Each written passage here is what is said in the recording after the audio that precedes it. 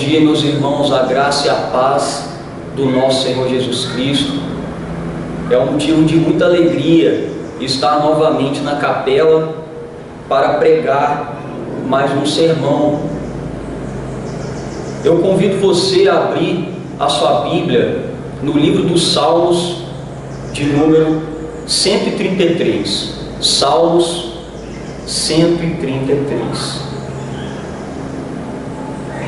E o Salmo diz assim: ó, como é bom e agradável viverem unidos os irmãos.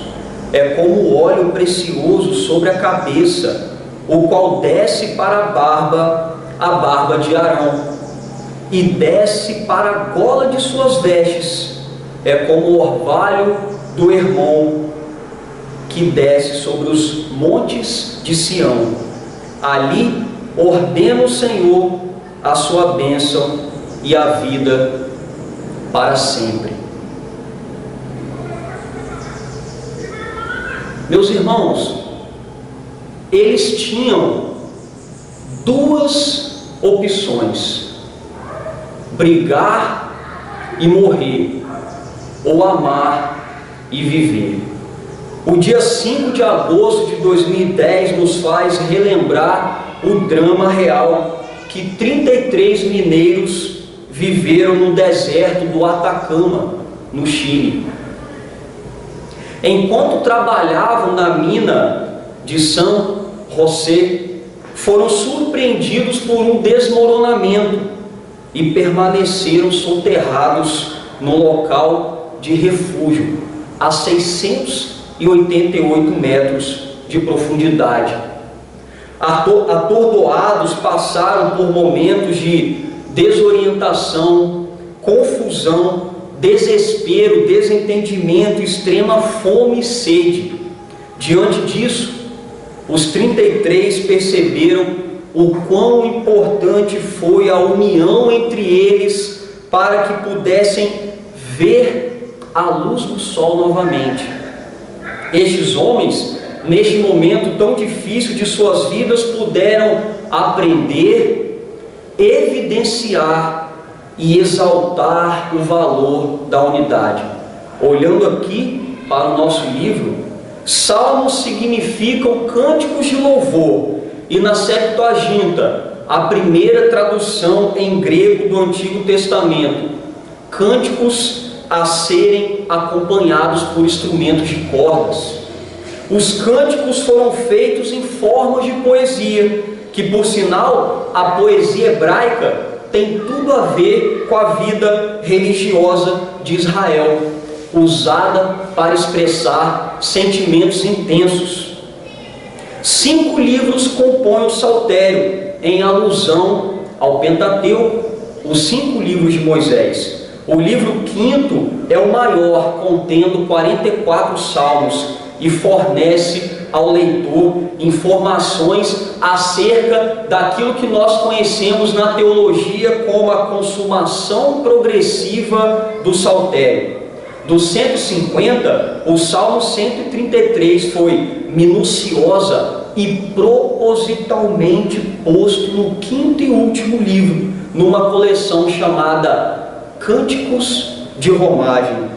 Estes eram cânticos de peregrinos a caminho de Jerusalém para os dias de festas anuais e na adoração no templo.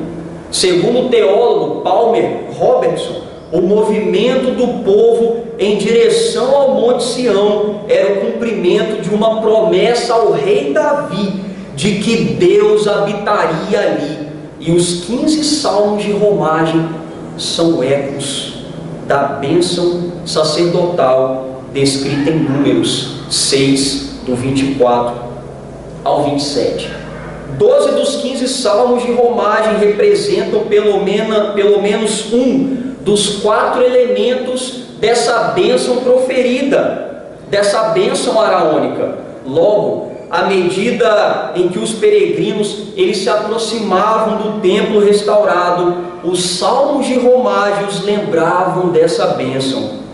Um exemplo está em Números 6, 24, que diz: Yahvé te abençoe. Observe, de igual modo, a última estrofe do Salmo lido, o Salmo 133, está escrito: ali, nos montes de Sião, ordena o Senhor a sua bênção, porque a bênção vem de Sião, onde os sacerdotes estavam prontos para abençoar, com a tripla declaração de Yahvé: olhe, que Yahvé te guarde, tenha misericórdia de ti e te dê a paz. Este salmo é do tipo sabedoria. Segundo Grant Osborne, o povo é chamado à consciência, o privilégio e a responsabilidade de atender à sabedoria divina por meio da pureza espiritual e obediência.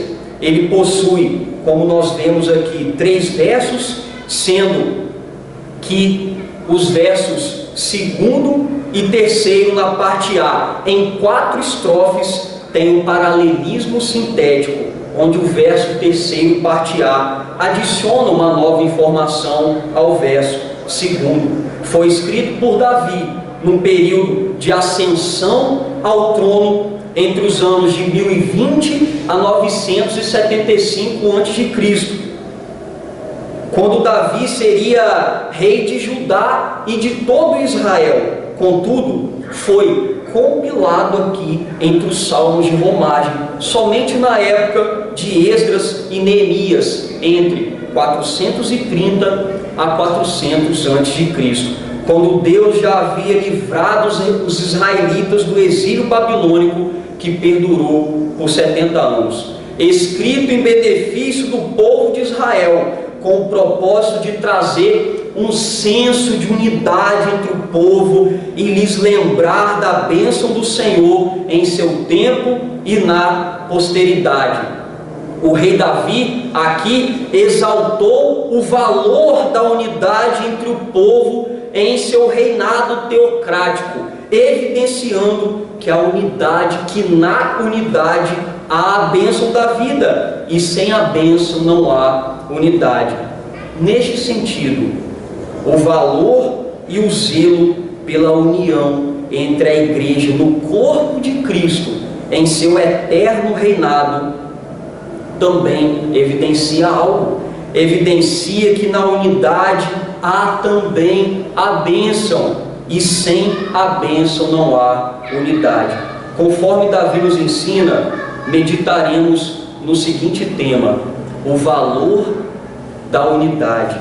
Por que é tão valiosa a unidade entre os irmãos? Este salmo nos oferece basicamente 3 respostas. Em primeiro lugar, a unidade é valiosa porque é um fruto da bondade de Deus. Olhe para a sua Bíblia, acompanhe comigo. O verso 1 está escrito assim: ó, como é bom e agradável viverem unidos os irmãos.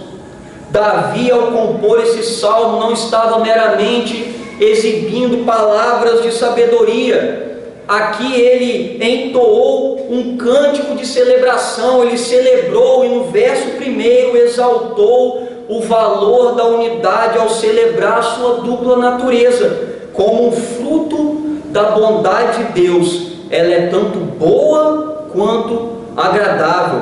Mas por que Davi celebrou desta maneira? A história pode nos responder.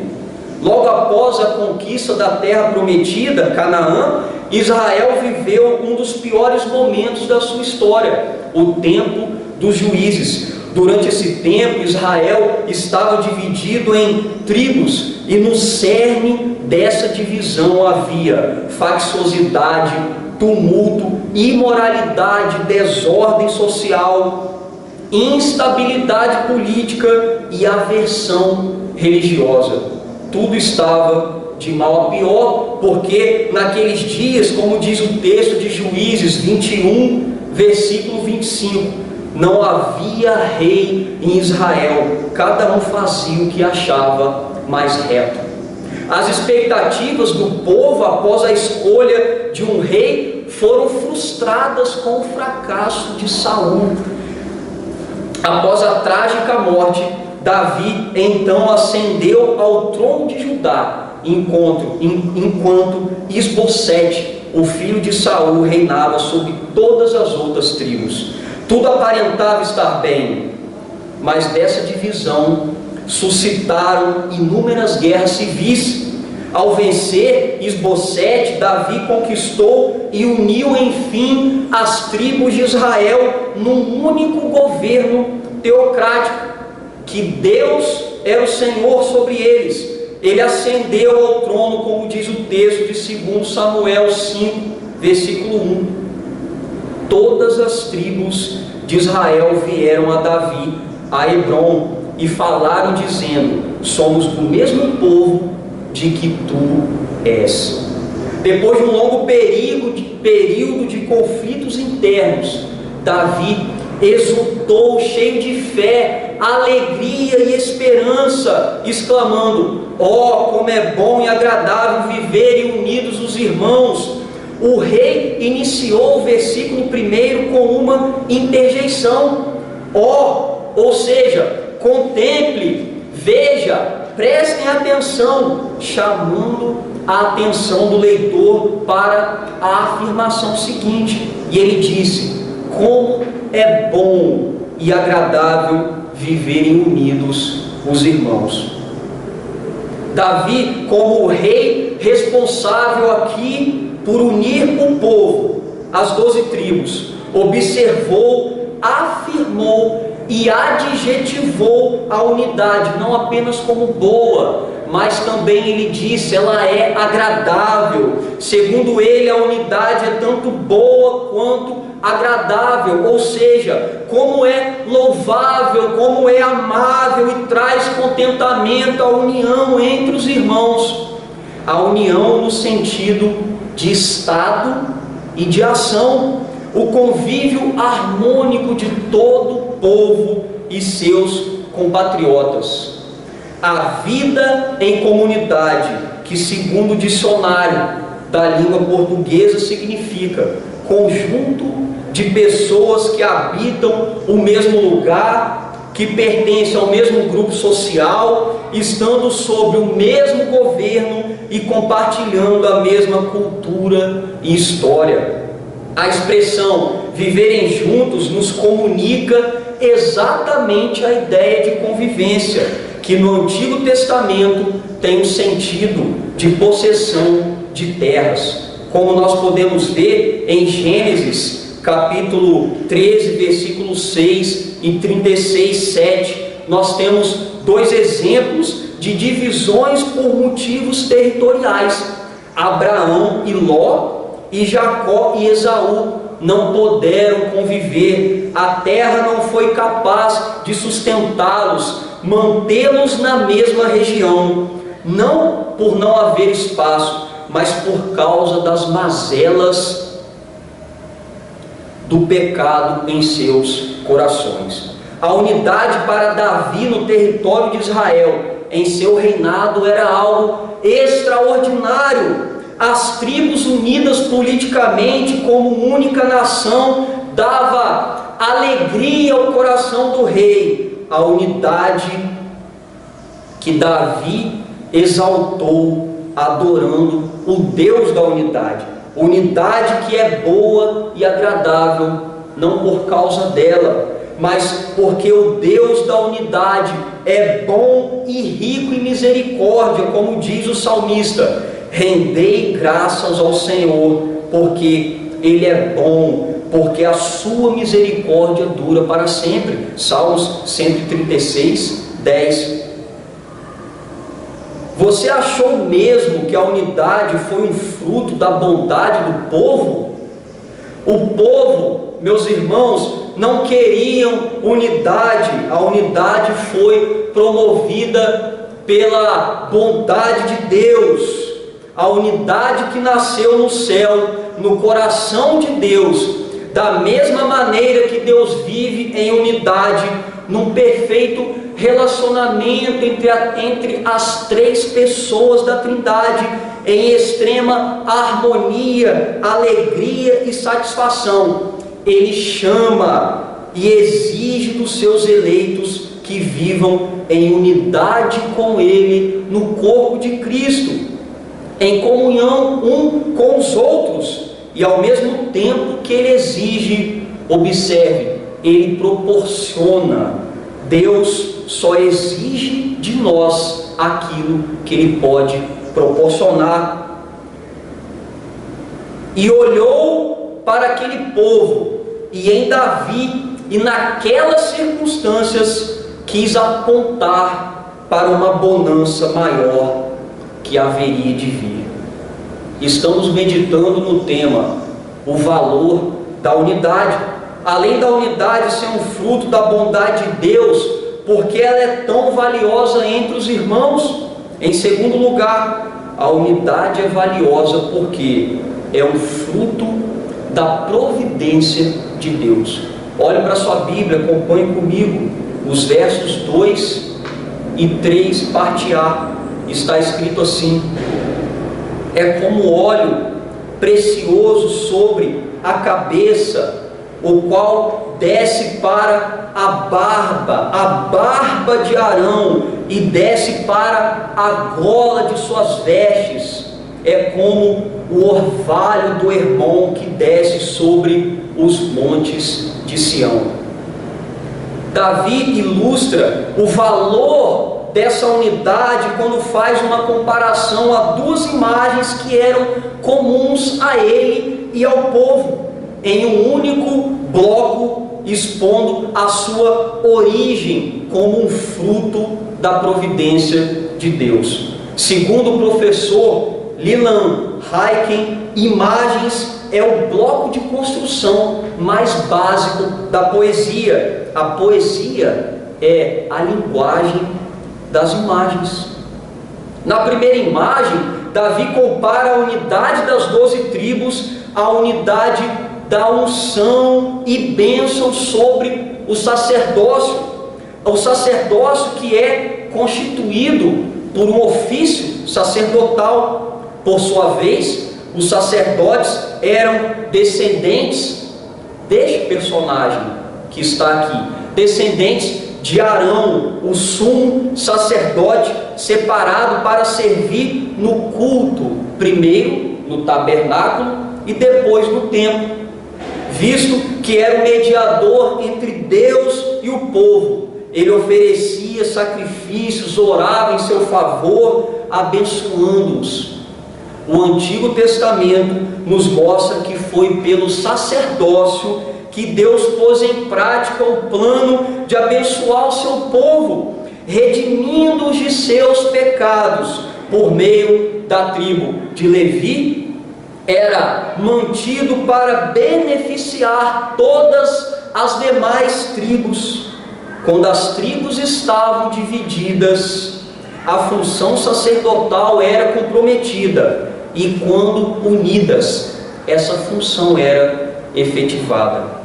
No reinado de Davi, no nosso texto, no nosso contexto, o sacerdote pôde enfim exercer a sua função sobre todo o povo, e foi nesse contexto que Davi começou a primeira imagem com a preposição. É como ele faz uma comparação, comparando a unidade do povo ao favor providencial, à bondade de Deus, e conclui: é como o óleo precioso sobre a cabeça, o qual desce para a barba de Arão, e desce para a gola de suas vestes. Este óleo não era um óleo qualquer, era um óleo perfumado, era um óleo ungido, preparado com o melhor azeite de Israel e com as melhores essências. Era derramado não a conta-gota, mas em abundância sobre a cabeça de Arão, que após essa unção, essa capacitação, ele poderia então usar uma coroa como sinal de unção recebida. Inclusive a palavra coroa em hebraico possui a mesma raiz de consagrar, a separação e a capacitação da parte de Deus para o serviço sagrado. Davi continua: o óleo que desce, o verbo no particípio descendo, significa que o óleo desce continuamente, descrevendo o movimento, descendo para a barba e descendo sobre a abertura, para a gola de suas vestes. Em suas ombreiras haviam 2 pedras de ônix. Olha que interessante. Uma em cada lado, com os nomes das 12 tribos gravadas, 6 tribos em cada uma das pedras. E como figura central da imagem, Arão carregava simbolicamente as tribos em seus ombros, uma responsabilidade espiritual que remete à religião, à unidade religiosa do povo. Como escreveu Alexander Francis Kirkpatrick, na unção não só o sacerdote era ungido, mas aqueles que ele representava também. Todo o povo, somente na unidade é que todo Israel poderia receber o exercício do sacerdócio. A contínua expiação pelo pecado dependia da unidade do povo. Os efeitos providenciais também estão presentes na segunda imagem. Davi era um profundo conhecedor não só da vida religiosa, mas também da geografia de Israel, e se utilizou dela para criar uma das mais belas imagens de toda a Bíblia. E ele disse: é como o orvalho de Hermon, que desce sobre os montes de Sião. A imagem nos apresenta o monte Hermon ao norte de Israel, contrastando com uma cadeia de montanhas, os montes de Sião ao sul. O monte Hermon tem 2.800 metros de altura, e por causa da sua altitude, ele possui neve sobre o topo. O orvalho dispensado no cume do monte, em densas gotículas, regam e dão vida, fertilidade e produtividade ao seu redor. O monte Hermon é todo florido. Já os montes de Sião, inclusive onde fica Jerusalém e ficava o templo, faz fronteira com o deserto, numa região de sequidão. Entre o Hermon e Sião estão o mar da Galileia. Como esses orvalhos chegariam do norte ao sul de Israel? Por causa disso, entre o norte e o sul, entre o Hermon e Sião, estava o mar da Galileia, que é um enorme lago de água doce, e o rio Jordão, que em hebraico significa o rio que desce. A neve então derretida e o orvalho do Hermon geram águas que alimentam o mar da Galileia, que por sua vez forma o rio Jordão. Assim, o rio que desce fertiliza do norte a sul todo o vale do Jordão, gerando vida e unindo todo Israel, de cima para baixo, um elo da unidade providencial de Deus. Por meio das imagens que remetem à união espiritual e geográfica de Israel, Davi, ele exaltou o valor da unidade justamente porque o Deus da unidade é providencial. Como diz o salmista: o Senhor cuida daqueles, de todos os que o amam, mas os ímpios destruirá. Salmos 145, 20. Ninguém pode, meus irmãos, produzir unção. Ninguém é capaz de produzir orvalho. A unidade, assim como a unção e o orvalho, é uma obra da providência de Deus, providência que se estendeu à igreja, ao seu povo, ao Israel espiritual de hoje, um povo que tem o privilégio de de ser cuidado pelo seu Senhor, uma igreja protegida e preservada que pode desfrutar da comunhão dos santos e da salvação operada por Cristo a todos que foram chamados à fé e o arrependimento, e que não exclui e nem deixa perecer ninguém que vai até Ele. Estamos meditando no tema, o valor da unidade. Além da unidade ser um fruto da bondade e da providência de Deus, por que ela é tão valiosa entre os irmãos? Em terceiro e último lugar, a unidade é valiosa porque ela é um fruto da bênção de Deus. Olhe para a sua Bíblia, vamos concluir o Salmo. Observe para o versículo 3, parte B. Ali ordena o Senhor a sua bênção e a vida para sempre. Davi conclui o Salmo exaltando o valor da unidade, evidenciando o fruto da bênção de Deus, a bênção da vida sobre o povo unido. Ele utiliza uma conjunção e um advérbio de lugar para expressar aonde essa bênção era ordenada. Ali, dando ênfase aos montes de Sião. Embora a vida venha do norte, é no sul, nos montes de Sião, que absolutamente o Senhor ordena a sua bênção. Era em Sião onde estava o rei e o sacerdote que abençoava o povo na unidade.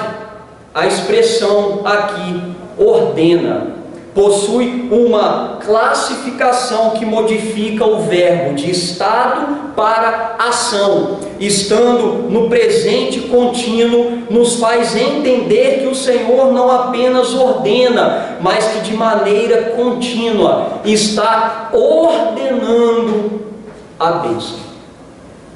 O Senhor, que é Yahvé, no texto, o Senhor da aliança está ordenando a sua bênção e a vida para sempre. E Yahvé está ordenando continuamente a bênção da vida em Sião por toda a perpetuidade. É esse sentido que o texto traz. Davi sabia que em seu reinado e unidade seriam temporárias. Davi não era ingênuo. Davi era humano, Davi pecava, sabia que a qualquer momento o seu reino poderia ruir, mas, ao mesmo tempo, tinha a convicção que o Deus da aliança jamais abandonaria o seu povo, e cria na promessa de que a vida em Sião seria perpétua. Observe, em seu reino perpetuaria por meio do Messias, como foi dito, o cetro não se arredará de Judá. Gênesis 49, versículo 10. Assim sendo, com a morte de seu filho Salomão, o reino se dividiu em dois, como nós sabemos, o reino do norte e o reino do sul. O povo então sofreu com invasões, derrotas, exílios. Porém, Davi não havia, meus irmãos, celebrado em vão. Vemos no Senhor Jesus o real motivo do rei ter celebrado. Nele, a bênção da vida em Sião seria concretizada. Podemos ver isto em Gênesis 3, quando homem e mulher, seduzidos pela astúcia de Satanás, quebraram um pacto com Deus.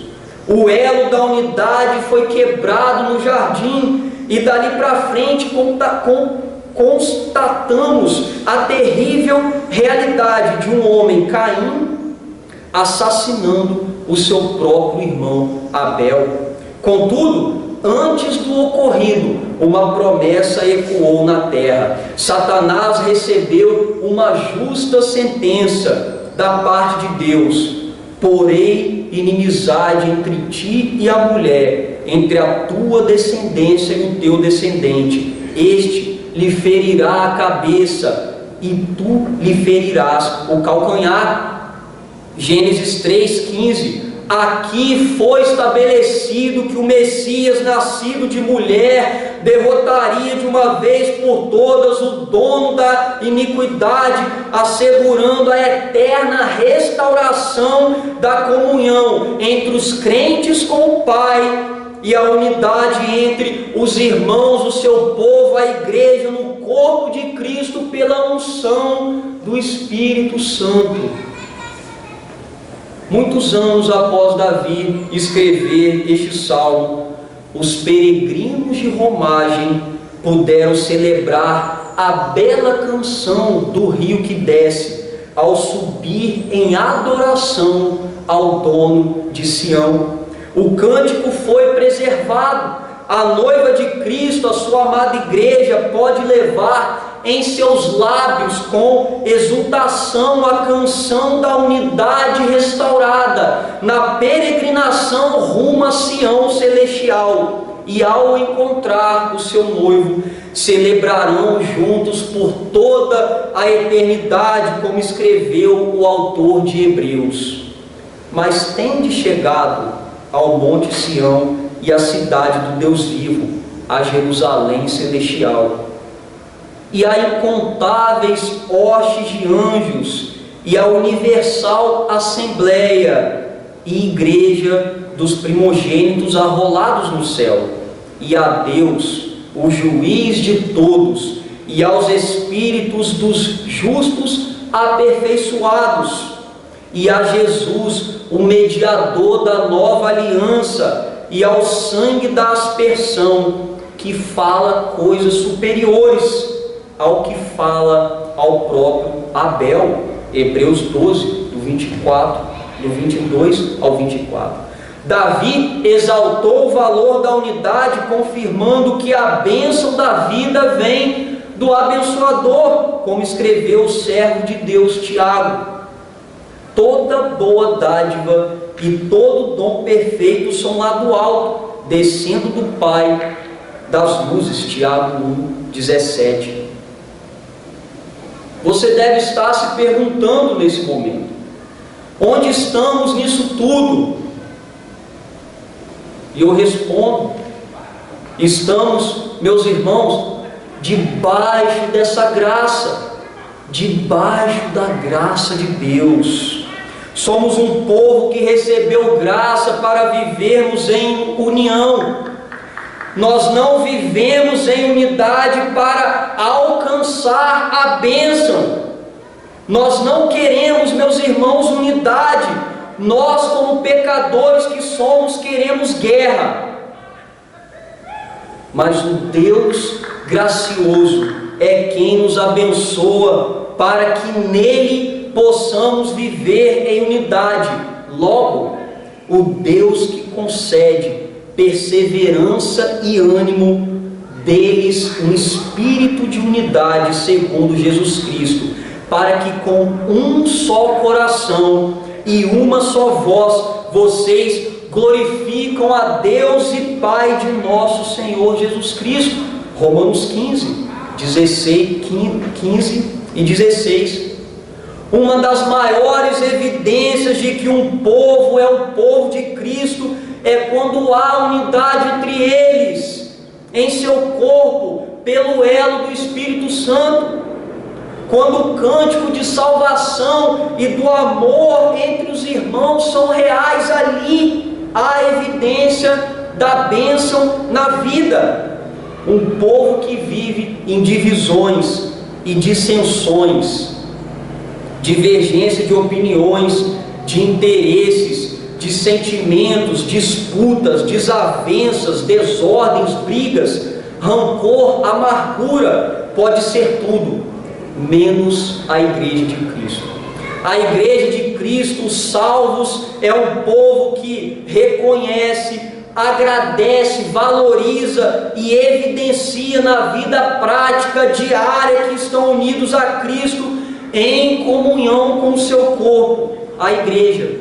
Por isso, façam todo o esforço para conservar a unidade do Espírito pelo vínculo da paz. Há um só corpo e um só Espírito, assim como a esperança para a qual vocês foram chamados é uma só. Efésios 4, 3, 4.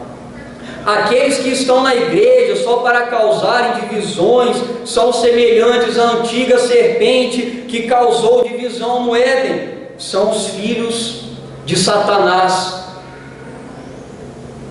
E diante do que foi exposto, o Salmo lhe apresenta alguns desafios. Davi traz o princípio de que o zelo, o valor e o zelo pela união entre os irmãos evidencia que ali há a bênção da vida. Assim, Deus requer pela graça uma vez derramada que você valorize a unidade com Deus e seus irmãos. Ele requer isso de você não apenas no culto, mas em toda a vida, na adoração e obediência à sua palavra, no culto e no convívio com os irmãos, como escreveu o apóstolo Pedro.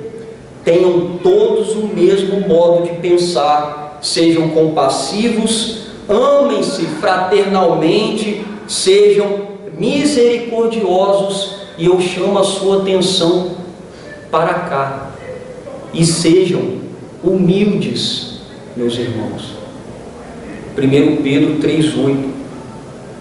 E você deve entendê-lo, e você deve atendê-lo, não por culpa ou obrigação, mas por gratidão. Culpa e obrigação são dois pesos que você não conseguirá carregar. Deus te salvou pela graça mediante a fé em Cristo, para que você o ame-o e o obedeça em unidade com Ele e sua igreja. Faça isso crendo e se arrependendo continuamente. Não deixe de adorá-lo com a vida, em casa e no culto com os irmãos. Participe dos meios de graça, o que são a palavra, a oração e os sacramentos, a ceia e o batismo. Proclame as virtudes do Evangelho da graça a todos os povos, como raça eleita, sacerdócio real, nação santa, povo de propriedade exclusiva, que vos chamou das trevas para a sua maravilhosa luz. É exatamente isso que vocês são, e para isso vocês foram chamados. 1 Pedro 2, 9. Após 69 dias soterrados, os 33 mineiros foram resgatados por uma grande operação que chamou a atenção de todo mundo. Eles entenderam que a união entre eles foi o que os mantiveram vivos. Porém, nós sabemos que Deus os sustentou pela sua graça e lhes ensinou na prática o valor da unidade. Nesta manhã, o Salmo de Davi nos ensinou que o valor e o zelo pela união entre os irmãos evidencia que ali há a bênção da vida. Meus irmãos, que o Senhor guarde essas palavras em seus corações e que o Senhor, pela sua graça, os ajude a refletir cada vez mais nessa maravilhosa e valorosa unidade, e que vocês possam colocar em prática tudo que foi ensinado. Deus nos abençoe. Amém.